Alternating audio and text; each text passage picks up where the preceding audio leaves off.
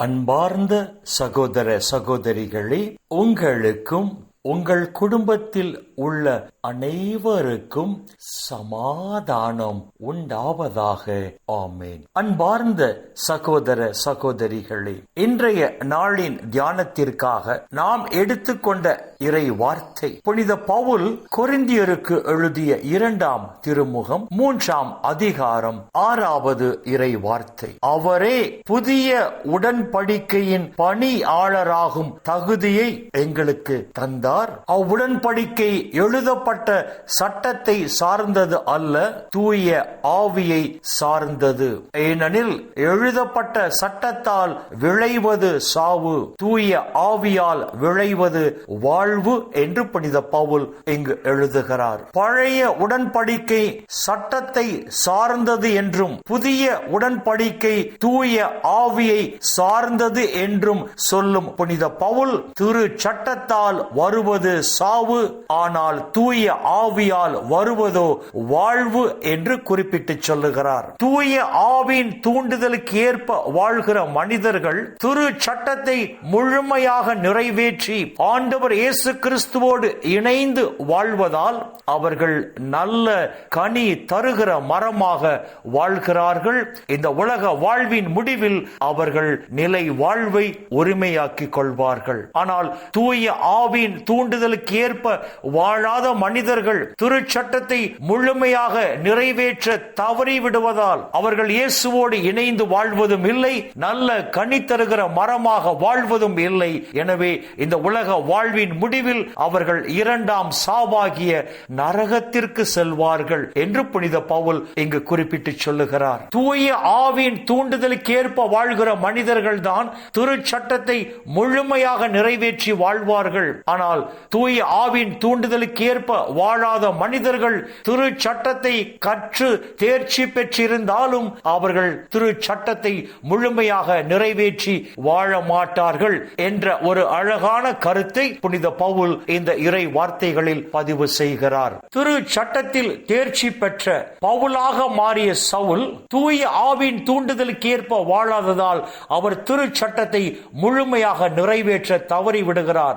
தன்னை போல் பிறரை அன்பு செய்ய தவறி விடுகிறார் என்று இறை வார்த்தைகளில் நாம் பார்க்கிறோம். திரு சட்டத்தில் தேர்ச்சி பெற்றிருந்த பவுலாக மாறிய சவுல் திரு சட்டத்தில் தேர்ச்சி பெற்றிருந்தாலும் அந்த திரு சட்டத்தை முழுமையாக நிறைவேற்ற தவறி விடுகிறார்.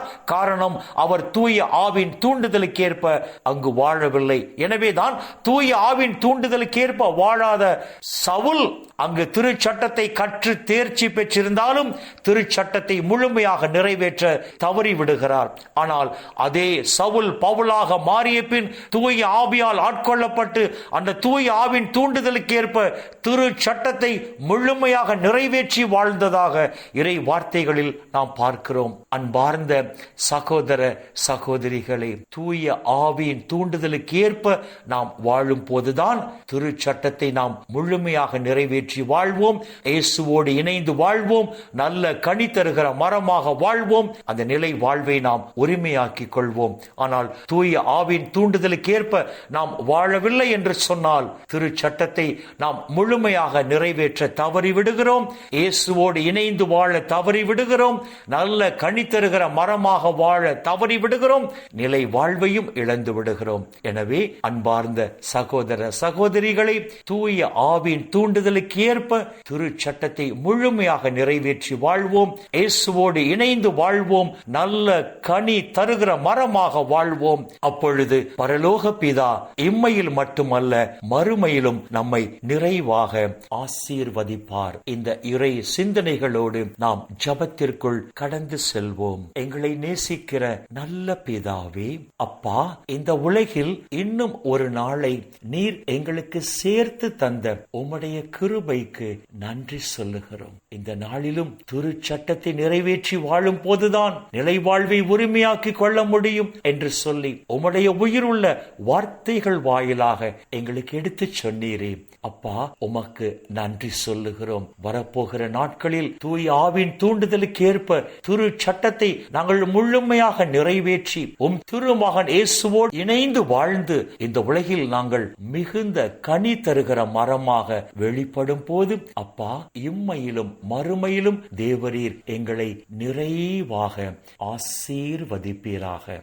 அப்பா பிதாவே, இந்த இறை செய்தியை கேட்கிற எல்லா மக்களையும் அவர்கள் குடும்பங்களையும் விண்ணக ஒளி பீடத்திலிருந்து தேவரீர் நிறைவாக ஆசீர்வதிப்பீராக. அப்பா, இந்த இறை செய்தியை கேட்கிற உம்முடைய பிள்ளைகள் உம்முடைய நிறைவான ஆசீரால் மன நிறைவோடு, மன மகிழ்ச்சியோடு, மன அமைதியோடு, நலமோடு வாழ கிருபை செய்வீராக. இயேசுவின் பரிசுத்த நாமத்தில் ஜெபிக்கிறோம் நல்ல பிதாவே. ஆமென், ஆமென், ஆமென்.